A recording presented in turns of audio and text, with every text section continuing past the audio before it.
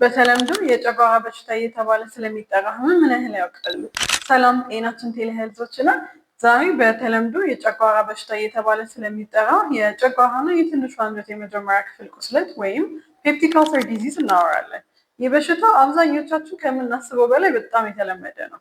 ጥናቶች እንደሚያሳዩት እንደ አውሮፓውያን አቆጣጠር በ2019 የጨጓራ ቁስለት ዓለም አቀፍ ስርጭቱ በግምት 8 ሚሊዮን የነበረ ሲሆን ይህ ደግሞ ከ1990 ዓ.ም ከተሰራ ጥናት ጋር ሲነጻጸር የ25% ጭማሪ አሳይቶ ነበር። በአፍሪካ ሀገር ውስጥ ያለውን የጨጓራና የመጀመሪያ የትንሹ አንጀት ክፍል ቁስለትን ስርጭት የገመገመ አንድ ጥናት እንዳሳየው ደግሞ ምዕራብ አፍሪካ ከፍተኛውን ስርጭት በ19% ይዛለች።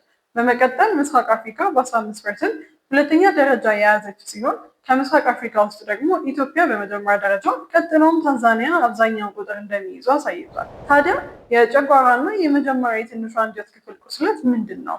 ይህ በሆድ ዕቃ ወይም በትንሹ አንጀት ላይ የሚፈጠሩ ክፍት ቁስሎች ናቸው። ሁለት ዋና ዋና አይነቶችም አሏቸው። አንደኛው የጨጓራ ቁስለት ወይም ጋስትሪክ አልሰር ሲባል በጨጓራ ወይም በሆድ ዕቃ ውስጥ የሚገኝ ነው። ሁለተኛው ደግሞ የመጀመሪያው የትንሹ አንጀት ክፍል ላይ የሚፈጠር ሲሆን ዲዮደናል አልሰር ይባላል። እንዲሁም አንድ ሰው ሁለቱም ቁስሎች በአንድ ጊዜ ሊኖረው ይችላል። የጨጓራ ቁስለት የሚፈጠረው የጨጓራ አሲድ የጨጓራን ወይም የትንሹ አንጀት መከላከያ ሽፋን ላይ ጉዳት ሲያመጣ ነው። ይህ የሚሆነው ደግሞ ከመጠን በላይ አሲድ ሲኖር ወይም የጨጓራ እንዲሁም የትንሹ አንጀት ሽፋን ከመጀመሪያውም የተጎዳ ሲሆን ነው።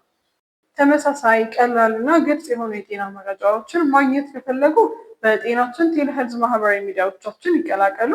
ለሌሎች ለማድረስ ደግሞ ላይክ እና ሼር አድርጉ። ሌላ ማንኛቸውም ጥያቄዎች ካሉት ኮሜንት ሴክሽን ላይ ጻፉልን። እናመሰግናለን።